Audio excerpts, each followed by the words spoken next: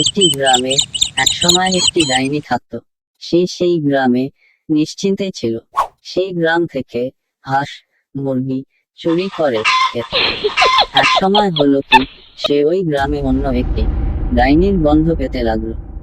সে সেই গন্ধ খুঁজতে খুঁজতে পাশের জঙ্গলে গিয়ে উপস্থিত হলো।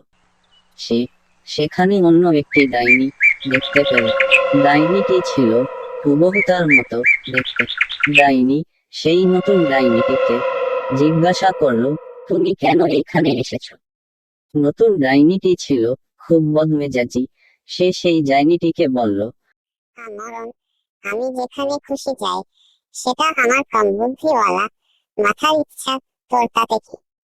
এই কথা শুনে ডাইনিটি বলল, এটা আমার বাপের শ্বশুরের এলাকা, এখানে আমি তোকে থাকতে দেব না, মানে না।